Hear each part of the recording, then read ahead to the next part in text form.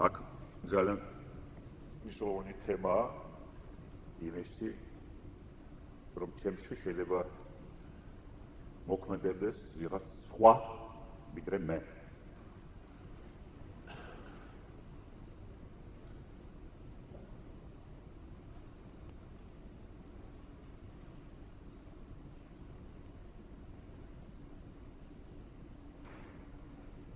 აქ არის ცნება, ფარული ცნება, საკუთარი აქტისა ან უცხო აქტისა შენში.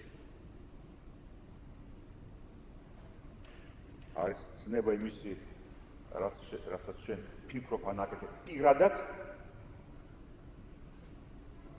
ან რაღაცის მარიონეტი ხარ, თოჯინა შენ საკუთარ თავში. Ну, ეს როგორც გესმით, ახლა ეს უბრალოდ ქადაგი არ არის, აი ეს სიტყვები, მორალისტური, არამედ სულ შეიძლება სულ რაღაცა სხვა სიღრმეებს. თქვენ, რა თქმა უნდა, გესმით, აი მე გითხარით, რომ ჩვენ ტუნელიდან გამოვდივართ, ვართ პოსტ-ტოტალიტარულ სიტუაციაში და გვაქვს საშუალება დავინახოთ ჩვენი საკუთარი თავი. ეს ნიშნავს იმას, რომ აქამ ხო ჩვენი საკუთარი თავი არ მოქმედებდა ჩვენში.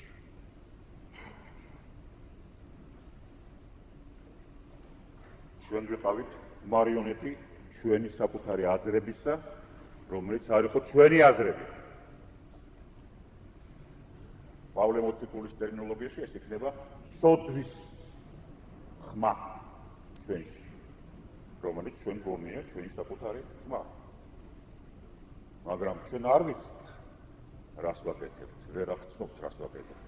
როგორ გავარჩიოთ ჩვენი ხმა, საკუთარი ხმა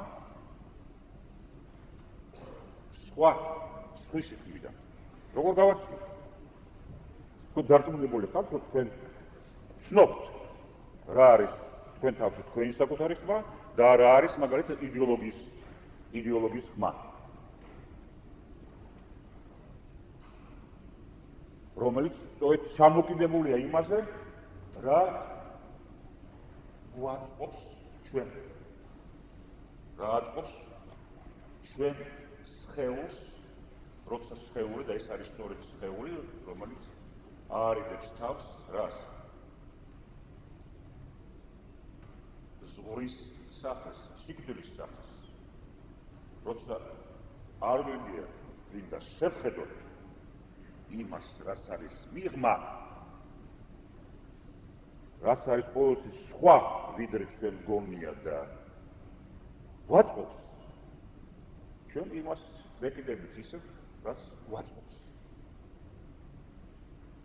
ეს არის ისე იგი ხმა იმისი, რაც გვაწყობს, არის არა ჩემი ხმა, არამედ პავლე ამბობს სოდვის ხმა. მაგრამ ვიმეორებ, სწორედ ძნელია მისი გარჩევა, რადგან ჩვენ ვაზროვნებთ და ვაცნობიერებთ და მოქმედოთ იმის მიხედვით, რაც ჩვენთვის მყუდროა და რაც ჩვენ გვაწყობს და ჩვენს გადაგვარჩევს იმ ზღულ სიტუაციასგან, სადაც ჩვენ უნდა გავბედოთ და ვინახოთ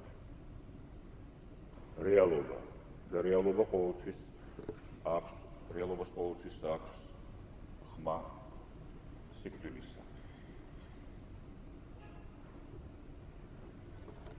ხოლო სინამდვილეში კი სიკვდილს უკვე ჩვენ ვატარებთ ჩვენ საკუთარ თავში.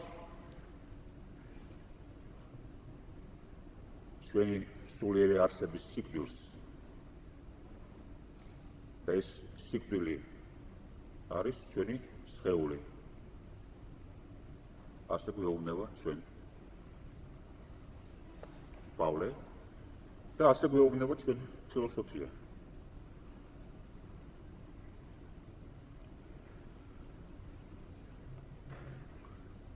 ვიმეორებ, მასაც მე კი აღარ ვაკეთებ მას, არამედ ცოდვა, რომელიც ჩემში იმყოფება.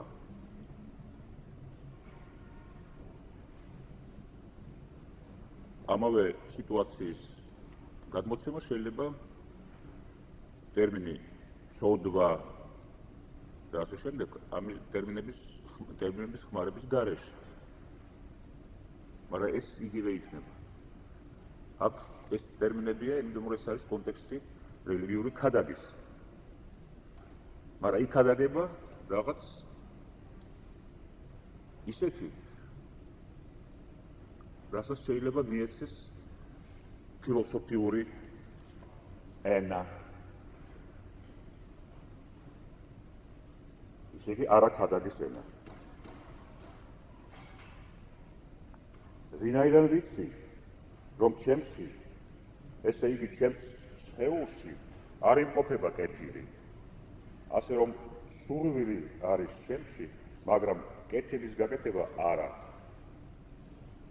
ვინაიდან არ ვაკეთებ კეთილს, რომელიც ნებავს, არამედ ვაკეთებ ბოროტს, რომელიც არ ნებავს.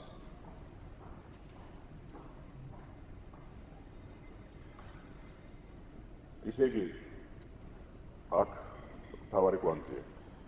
შეუძლია დავინახეთ, რომ მე შეიძლება ვიცოდე ის, რაც არ ვიცი სინამდვილეში. არ ვიცოდე ის, რაც ვიცი სინამდვილეში. და რაც მთავარია, მინდოდეს კარგი და ვაკეთებდე ცუდს. და აი აქ ფარული მნიშვნელობაა.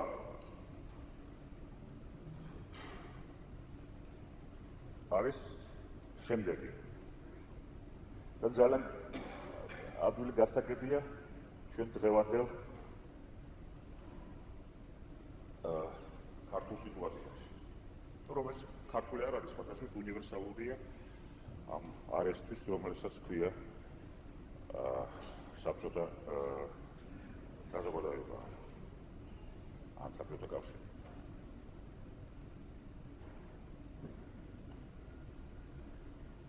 ჩვენ ცხოვრობთ, ცოცხალნი ვართ აქამდე, იმიტომ რომ ჩვენ გვესმის ერთმანეთის და ჩვენ მოვირგეთ საბჭოთა ცხოვრების წესი. მოვირგეთ ინდივიდუალური გადარჩენის მიზნით.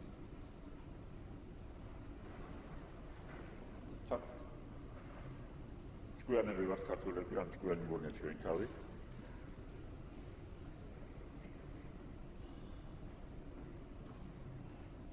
პრინციპში ოპოზიციონერი ყოველთვის.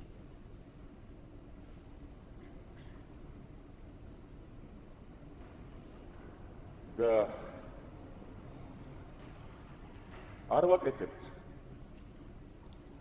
ხშირად იმას, რაც ღირსეულია, ან სათანადო, აი როგორც მე თქვი, როცა მოვიყვანე კანტის ლექსი.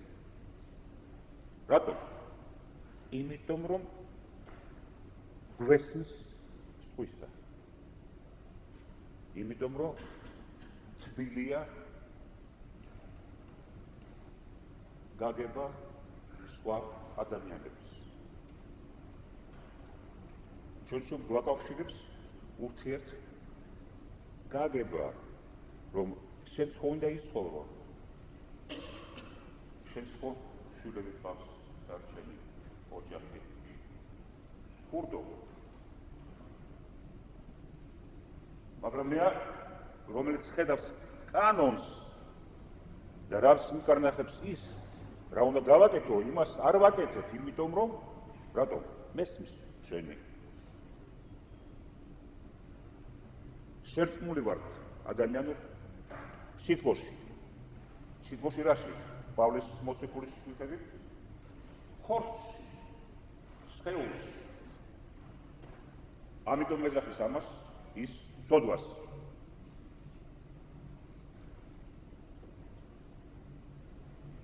რამდენჯერ ჩვენ გქონია ნათელი იმისი, რა არის სათანადო და არ გავიკეთებია, იმიტომ რომ მდგომარეობა მოეწყო ისე, რომ ამის გაკეთება შეუძლებელია შენ თუ გიყვარს ძმა, შენ თუ გიყვარს და, შენ თუ გიყვარს ახლობელი ადამიანი და ასე შემდეგ.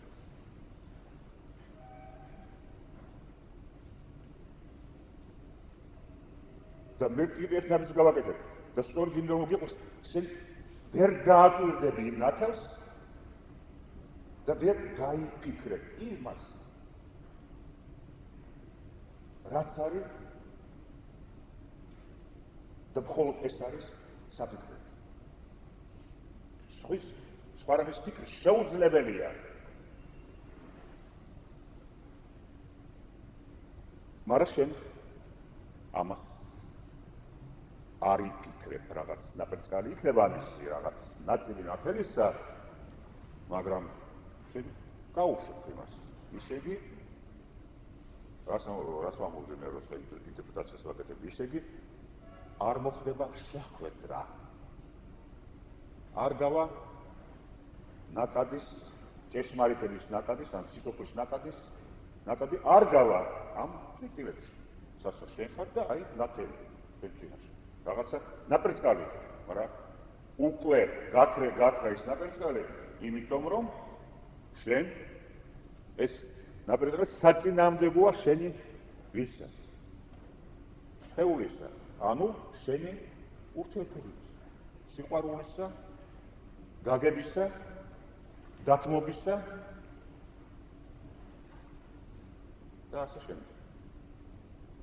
შენ სწორედ გააკეთებ იმას, რაც გძულს, ისე იგი, რაც იცი. ინა გააკეთავს ფეცნობიერად, ნახევარცნობიერად, როგორც გითხრა. ამ თანამედროვე ტერმინებს ამ შემთხვევაში არაერთი მნიშვნელობა აქვს, ეს უბრალოდ კოკეტობაა, ეს არაცნობიერი, ხეცნობიერი და ასე შემდეგ. ახლა ლაპარაკობს ცნობიერების სტრუქტურებზე და არა სხვა რამეზე. ცნობიერება არასოდეს ხეცნობიერი და ნახევარცნობიერი და ასე შემდეგ. აი ხედავთ, ჩვენი ფუნდამენტალური სიტუაცია მაინც ეს არის. ანდა მარტო იმიტომ კი არა, რომ აი ეს ბმა არსებობს, ადამიანური კავშირების ხორცეული ბმა, რომელსაც ქვია ურთიერთგაგება. აი ურთიერთგაგება, სწრაფი ურთიერთგაგება არის მტერი ჩვენი აზროვნებისა და ჭეშმარიტების მტერი. ნუ თქვათ ასე ზღვრული გამოხატულება არ გაგებისა არის კლასიკური რუსული ты меня уважаешь? ეს არის ძალიან დიდი ფსიქიკური ისტერიული ძალა სხვადასხვა რომელიც მოქმედებს რუსულ ისტორიაში. ჩვენ ახლა უბრალოდ რაღაცა პატარა რაღაცებზე უბრალოდ მოლოლ დაკვეთილებზე გევლაპარაკობთ ახლა ლაპარაკობთ ჩვენ სინამდვილეში მე ამ ტერმინს არ ვხმარობთ, ლაპარაკობთ ძალიან ღრმა მეტაფიზიკაზე, რომელიც შინაარსია იმისი, რაც ჩვენ გარედან გვერჩვენება როგორც ისტორია. როგორც ხდომილება და ასე შემდეგ. ოქროს დამალული შინაარსებია, რომლის დანახვა არის სწორედ რა. აზროვნება. თუ მოხერხდა ეს აზროვნება.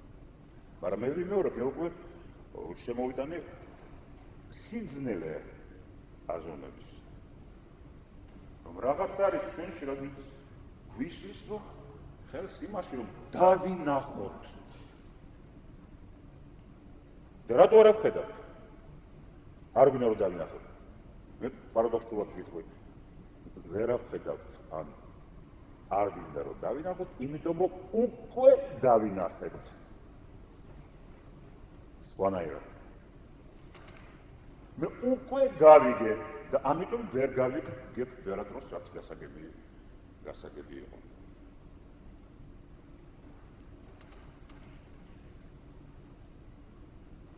ურთიერთდათმობაში, ურთიერთშველაში, მე გორგებაში ცხოვრების და არსებულისა, მე შეუძლო გავიგებ ერთმანეთს.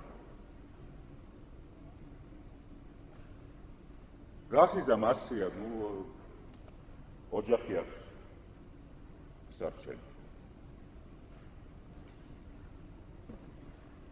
და ეს უკანონოების ტრიალი და გამოყენება იმისთვის, რომ მე გადავრჩენ, ესე იგი უკანონოს წინააღმდეგ შენ ერთი ბრძოლის ხერხი გაქვს ამ შემთხვევაში მხოლოდ ერთი.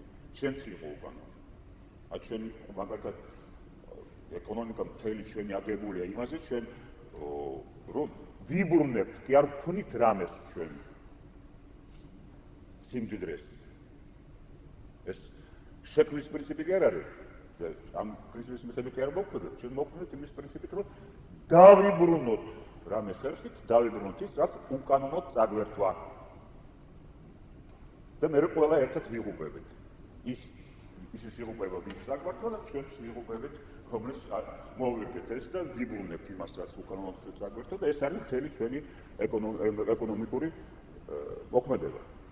აი, დაინახეთ ჩვენი სოფლები. და რატო მაგალითად დღეს გლერს არ უნდა დაიშალოს კოლმეურნეობა?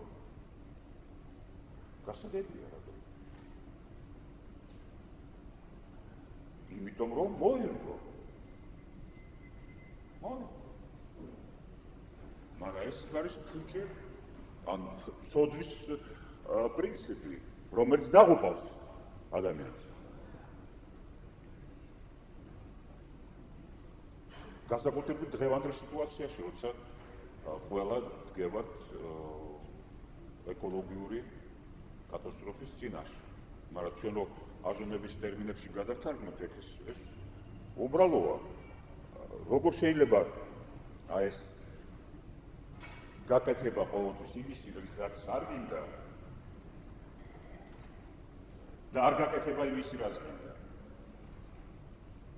რა თქმა უნდა, შენ გინდა სწორედ იცხოვრო და იშოვრო. მაგრამ არ აკეთებ იმას, რადგან? რატო? იმიტომ რომ გადამული ვართ ერთმანეთში სხეულით. გვესმის ერთმანეთის, გვიყვარს ერთმანეთი და ვირგებთ ცხოვრებას. ასე მოეწყო. ხო და ეს ყოველთვის ასეთი პრინციპის გახორციელება გულისხმობს ერთ წამყვანს. რომ უსასრულო იყოს სივრცე სასატრიალოს ყველაფერი. ანუ რო გადათვალოთ ეკონომიკურ ტერმინებში, უნდა იყოს უსასრულო რესურსი. სანამ გონია და ასე ხანდახან მართლდება გარკვეულ პერიოდში მართლდება რომ უსაზღვრო რიცხვი ადამიანების, რომელიც ჩვენ შევიდათ დავდოთ, მაგალითად სამოქალაქო ომი ბოლშევიკებმა მოიგეს მხოლოდ იმიტომ, რომ ეს იყო პირველი და მაგათ მოიგონეს ეს ხერხები ასეთი ომისა, პირველი ისტორიაში ტოტალური ომი. არა ტრადიციული ომი, როგორც ჩვენ დაგვინახია ცივილიზაციის ისტორიებში, არამედ ტოტალური ომი. ისე იგი ომი სამხედრო ოპერაცია, რომლის მიმდევრობს ყველა წელიწადში და მოსახლეობის წინააღმდეგ ამავე დროს. აქ ცივილიზებული წესები და ხერხები არ არსებობს. კონცენტრაციული ბანაკები, ზევლები მასიურად და ასე შემდეგ, ეს იყო მეთოდი. და რაც მთავარია, არ ენანებოდათ იმ ჯარისკაცები, იმიტომ რომ უსასრულო ეგონათ ეს რესურსი, ადამიანური რესურსი. მეორე მსოფლიო ომი საბჭოთა კავშირმა წააგო, პრაქტიკულად წააგო, მაგრამ მოჩვენებით მოიგო, იმით რომ ხორცით გაიგაფა, ადამიანების ხორცით გაიგაფა გზა. და ალესა გერმანელების ამბრაზურები სხეულები. ეს იყო მკვდარი სხეულისა რიცხვით მოგება ფიზიკური აქციის. უბრალოდ 10 კაცი რომ დაესება ერთს და 10-ე სტედრად იქცევა, ეს უბრალოდ ფიზიკური მასა კლავს იმ ერთს. დაინახეთ შეფარდება რამდენი შეფურია გერმანული და რამდენი საბჭოთა. ერთი აქვს.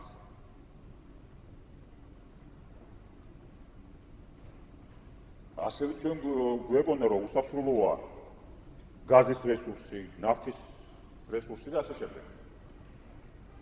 მაგრამ ეს მოცემული თითქოს არ მერტმა მოხდა რაღაც თოფის რაღაც შემდგომია რომ ეს უსასრულო ეს მოგდებული თოფია და გამოიღებს მერე შემოხვდება ეს თოფი. აღარ არის დღეს ეს ნავთი აქვს. არც გაზი, არც ნავთობი და მოწამულია მიწა, მოწამულია ჰაერი. ისე იგი ამ ადამიანების სისულელესთვის უკვე აღარ არის ეს სივრცე. სად არის ის დეგენერატივი თქვათ აღმასკოვის თავმჯდომარე ან კოლმეურნეობის თავმჯდომარე არ არის ტბასთან ან ეშმაკი გლეხი რომელმაც მოირგო კოლმეურნეობა ორივე დაიღუპა და არ არის ტბა დაიღუპა. ასევე დაიღუპება რაჭა, ასევე დაიღუპება ლეჩხუმი და ასე შემდეგ. ახლა ლეჩხუმი ვახსენებ, რომ ლეჩხუმი ვარ და უნებით მომდის პირველი მაგალითად ყოველთვის ეს.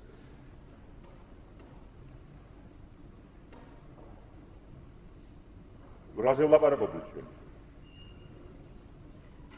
რითი დავიწყოთ?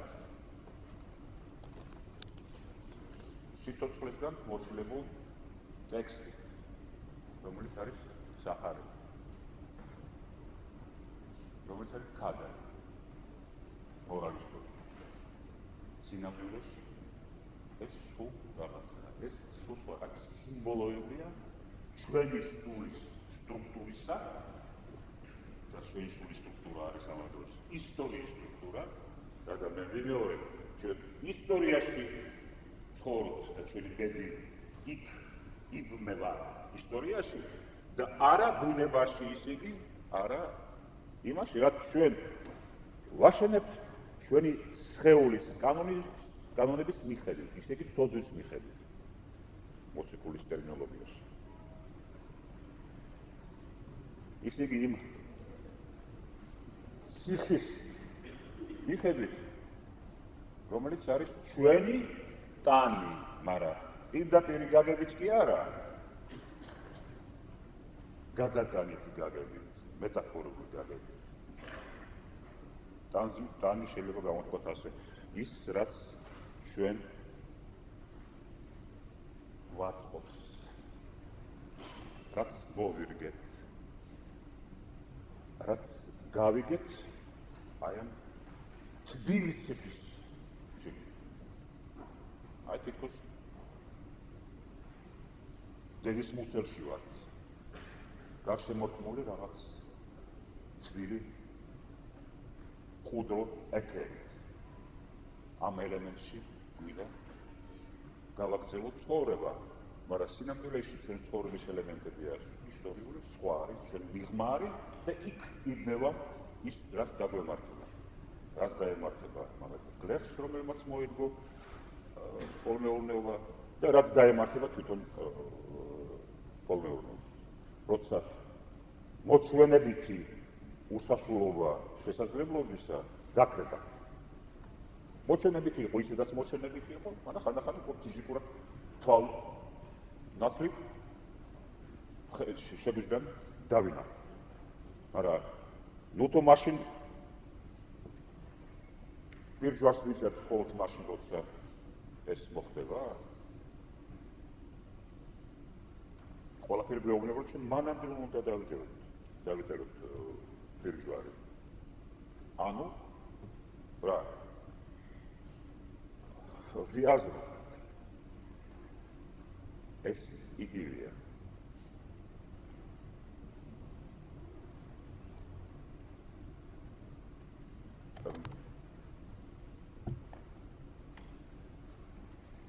აი როცა მე შემიძლია ახლა ეს იმის მაგივრად ვიხმარო და ვხმარობდი აქამდე მორალური ან მორალისტური ტერმინები, რელიგიური ტერმინები. ვიხმარო სულ სხვა ტერმინები, მაგალითად განლაგების, ანუ ტოპოლოგიის ტერმინები. Ну, არ შეგეშინეთ ტოპოლოგიაში მე არ შევალ, მაგრამ მე მინდა ის თქვა, რომ ეს უბრალოდ მდგომარეობებია ის, სადაც შენ იცი რა უნდა გააკეთო, ვერ აკეთებ იმას, აკეთებ საწინამდე.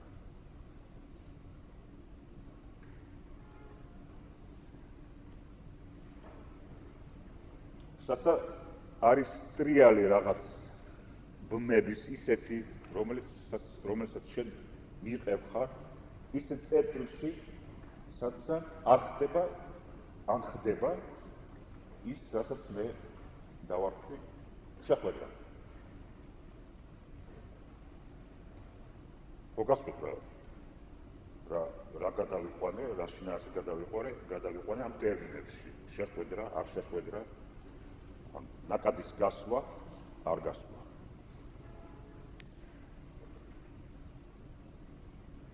შეიძლება ამას ბედისწერას ვეძახით, მაგრამ აქვს ალბათ რაღაც კანონები, რატომ მე აღმოჩნდები ისე წერტილში, რომლიდან მე შეიძლება დავინახო, ან შევასრულო, ან ისე წერტილში, რომ მე ვერ ხედავ და ან ხედავ და ვერ ვასრულებ.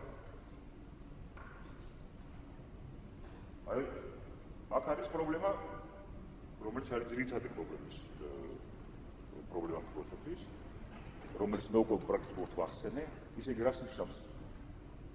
მაგალითად, მე შეიძლება რაღაც საბედისმიერო შეხვედრა მქონდეს, მაგრამ ამ შეხვედრის დროს მე არ მახსოვდეს დამავიწყდეს ის, რაც ვიცი, რაც არის შენში, მაგრამ ის, როცა საჭიროა, ისე იგი არ ვფლობ მთლიანობაში ყველაფერს, რაც მე გამაჩნია რაღაც მოცემულ მომენტში და მოცემულ სივრცის წერტილში. მაგალითად, იმ წერტილში საჭიროა იმ დროს კონცენტრაცია ან და ყურადღება, რომლის საშუალება მე აბსოლუტურად გამაჩნია. შემიძლია ეს, მაგრამ აი აქ რატომაც გამომეცალა ვერ შეხვდები. რაღაცა ვიცოდი და ახლა არის საჭირო, ეს სწორედ აი ახლა დამავიწყდა. ან სწორი გამართული სიტყვა გავიდოდა, მოხდებოდა შეხვედრა. მაგრამ ეს სიტყვა აი ახლა ვერ მოხდება. ვიგორე, აქ იმალება პრობლემა თელ სისრულეში გლობდე იმას, რაც არის, რაც გაგაჩნია შენ. აი, სრულყოფა, მაგალითად, გაიხსენეთ ის ორი ხმა,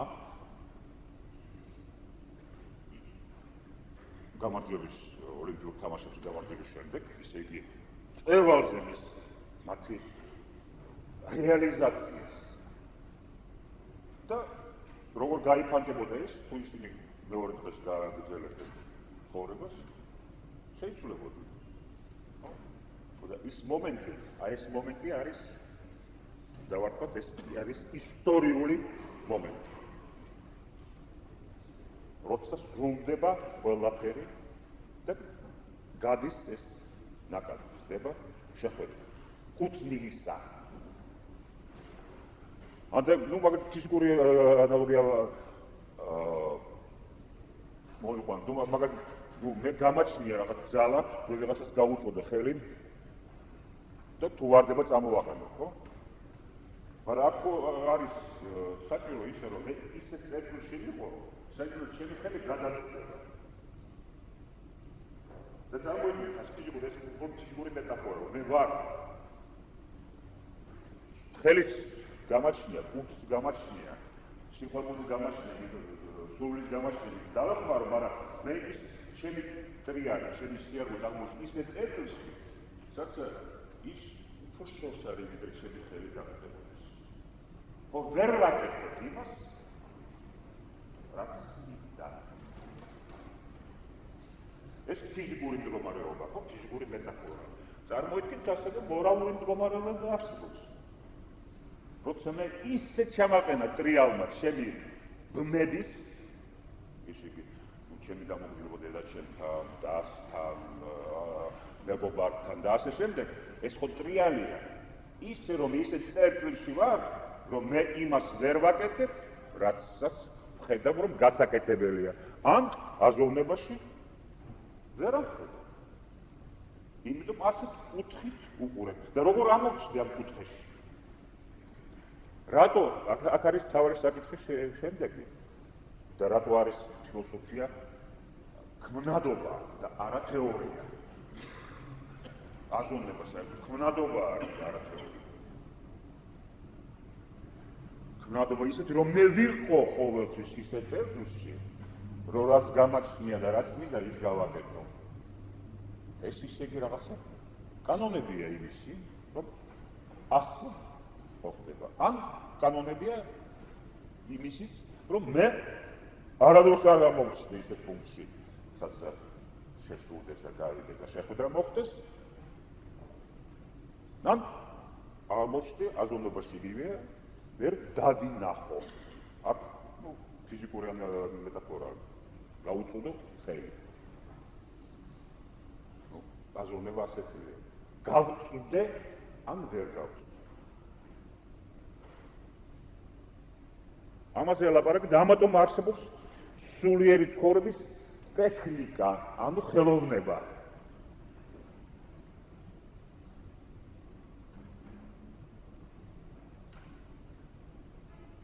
ამ გაგებით აზროვნება არის ხელოვნება. ასევე არსებობს ტექნიკა, ხელოვნება, ტექნოს. ბერძნული ხელოვნება, სულიერი ხელოვნება ცხოვრების.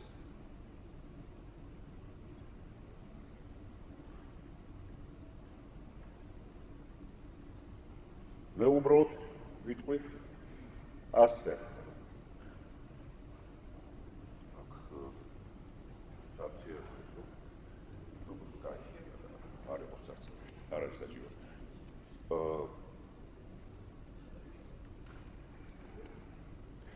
ჩვენ ვლაპარაკობთ რელიგიურ ტექსტზე. და ეს ტექსტი, სადაც მოცემულია ფუნდამენტალური მეტაფიზიკური მდგომარეობა ადამიანისა, სიტუაცია ადამიანის. და ამ სიტუაციაში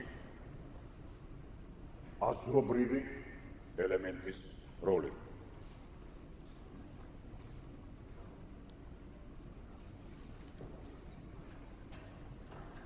ეს ტექსტი მთავრდება რითი, თუ გახსოვთ, მთავრდება იესო ქრისტეს სიმბოლით.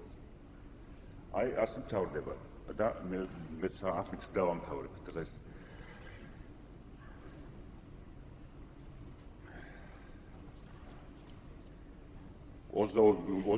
მეორე ლექსი, 22. ვინაიდან შინაგანი ადამიანის მიხედვით მე სიამოვნება ღმერთის სჯული. ისე იგი, აქ უკვე ჩვენ ორი ადამიანი გვაქვს. ერთი ადამიანი, როგორც ასეთი, და მეორე არის შინაგანი ადამიანი.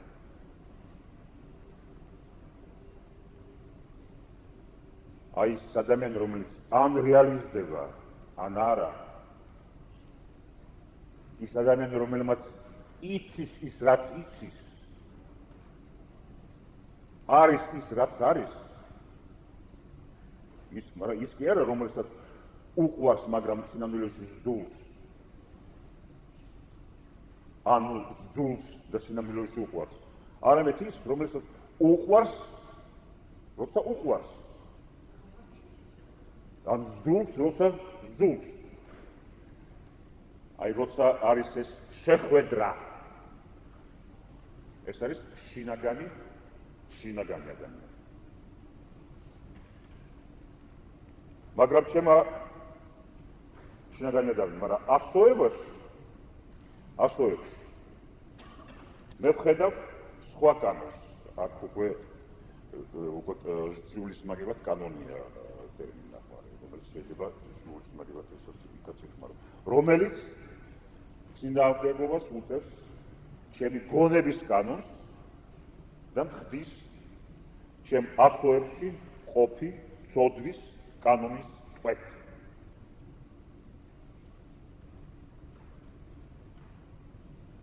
ისე ყოველთვის ეს სხეული,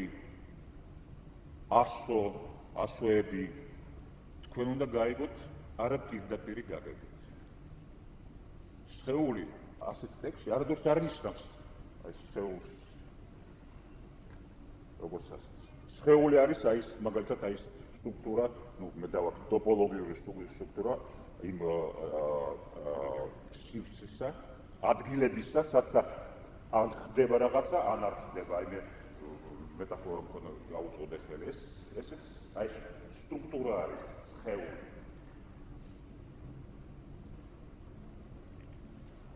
მოგასაგებია, ხო? ხოდა უბრალოდ ადამიანი ვარ, ვინ დამიხსნის ამ სიკვდილის სხეულისაგან.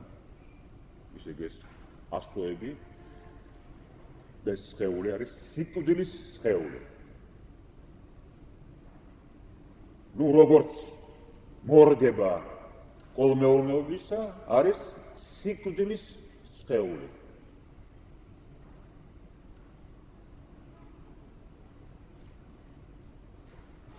ან მორგება საბჭოთა ხელისუფლებისა არის სიკვდილის სხეული. სწორედ იმიტომ არის აგებული რომ ჩვენ მოვიგეთ. და პირიქით რომ დავინახოთ ეს მორგების ჯაჭვი უნდა გავწყვიტოთ. ეს ნიშნავს ხოლმე გავწყვიტოთ სიყვარულის ურთიერთგაგების კავშირი. რა, ისე იგი კავშირი გავწყვიტოთ ადამიანური სიმყუდროება. კონდეს ძალა და ვაჟკაცობა გავდგეთ მიღმა ამისა. მაშინ არის შანსი შეხვედრის დანახავს. ხოდა თავდება ასე მადლობთ ღმერთს ჩვენი უფლის ქრისტე იესოს მიერ ამრიგად აი ჩემი გონების ღმერთის ჟურის მონავარ, ხოლო სხეულით ცოდვის კანონისა. ამიტომ ახლა უკვე გადავედი მეორე თავზე, სადაც არის გამოსყიდვა ამ სხეულისა იესო ქრისტეს მიერ, მისი სვეტყვის მიერ. ისე იგი აქ შემოდის ჩვენება იმისი, რომ სიმბოლოსთან შერწყმა ჩვენ გვაძლევს საშუალებას შევასრულოთ ის, რაც ადამიანურად, ანუ სხეულის კანონის მიხედვით ჩვენ არ შეგვიძლია. აი რა იგულისხმება, როცა ხსნაზე ლაპარაკობთ. ამიტომ მე წარსიმჭირდებოდა რომ მეთქვა რომ მე ლაპარაკობდი ხელოვნება არის ანუ ტექნოსი, ტექნიკა, სულიერი ცხოვრების ტექნიკა. ეს არის სიმბოლიური აპარატი. ამ აპარატის ელემენტი შეიძლება იყოს იესო ქრისტეს სიმბოლო, სხვა სიმბოლოებიც არსებობენ, რომელიც შერწყმა რომელთანაც ჩემს მიერ შესრულებული, თქვენს მიერ შესრულებული, ქმნის ისეთ დაძაბულ ველს, რომელშიც შეიძლება მოხდეს ის, რაც ადამიანურად ვერ მოხდებოდა. ამიტომ ახლა რომ დავხატო რამე, აი ჩვენ ვფიქრობთ რომ მე ხელოვნება ვახსენებ, ვფიქრობთ რომ ხელოვანი ხატვარი ხატავს იმას, რასაც ხედავს.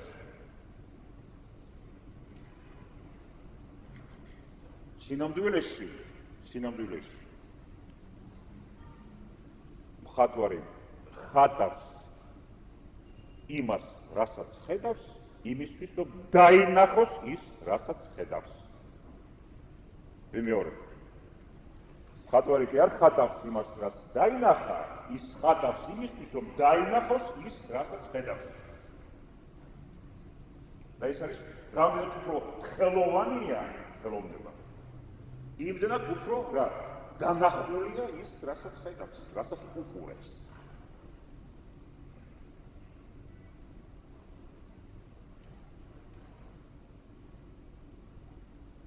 წარმოიდგინეთ, რომ ჩვენც ასე ვხატავთ ჩვენ სულიერ ცხოვრებაში.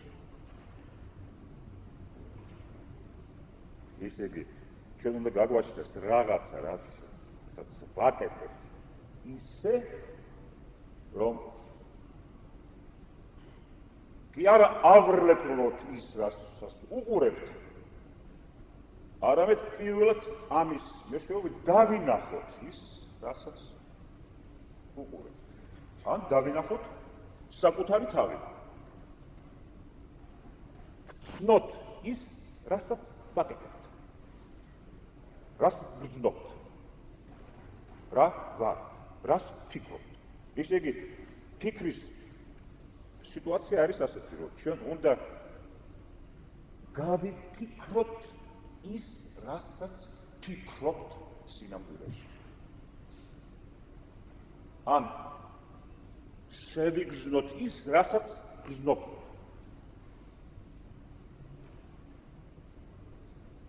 განვიცადოთ ის, რასაც განვიცდით.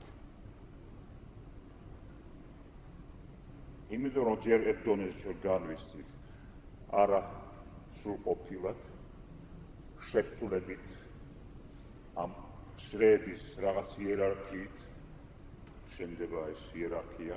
აი მე ვახსენე, მაგრამ მიყვარს სინამდვილეში მიყვარს მუსიკა, მაგრამ მე მგონია რომ მიყვარს ქალი, რომელიც ასოციაციურად დაკავშირებულია ჩემ მუსიკისადმი მიმართებასთან. მე ბოლომდე რომ განვიცადო ის, რასაც განვიცადო ის მის სისულეში და მის სინამდვილეში, მე მჭირდება განცდის გარდა, თვითონ ფიზიკური ენერგიის, ან გრძნობადი ენერგიის, ამ განცდისა, მე მჭირდება რაღაც რა, აპარატი, ან ტექნიკა, ან ტექნოსი ისე იგი, ან ხელოვნება, ან სიმბოლოებთან ჩემი თავის შერწყმა.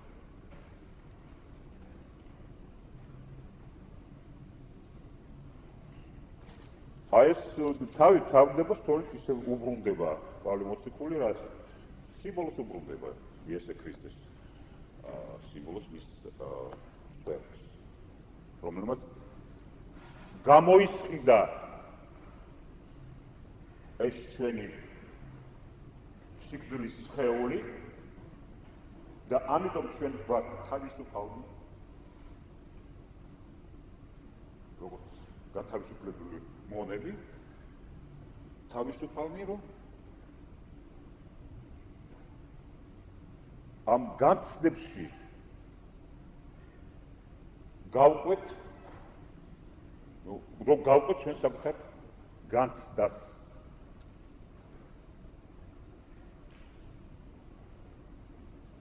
და არ გავშეშდეთ,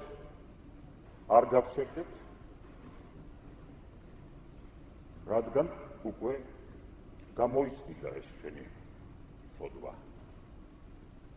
რა, ეს სიმბოლურად და მაშინ ჩვენ ამ ყურადღების და კონცენტრაციის საშუალების ველში, რომელიც ამ სიმბოლოსთან დაკავშირებით არის შექმნილი, იქ არის ალბათობა იმისი, რომ მოხდება ნამდვილი ხედვა, რომ განცდა შეებნევა საკუთარ თავს, განცდას და მოხდება მისი შესრულება სამყაროში. და სამყაროში მაშინ არის ეგ ხდომილება, რომელიც ისტორიის ნაწილია. ამიტომ მე ვიმეორებ ჩვენ იმას, რითიც დავიწყე დასაწყისში ჩვენი საუბარი, რომ აი ეს ნიშნავს, რომ ჩვენ ისტორიაში ცხოვრობთ და არა ბუნებაში. ასევე ისტორიაში და არა ეთნოსში.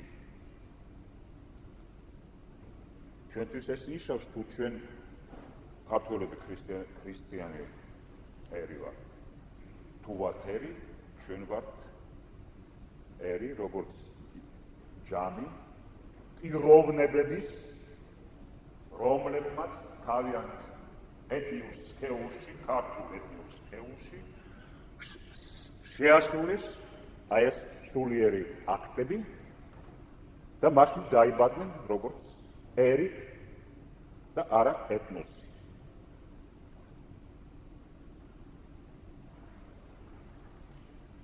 აი ამით მე უკვე მგონი გაგაწვალეთ და მოდი დავამთავროთ ეს ჩვენი პირველი საუბარი.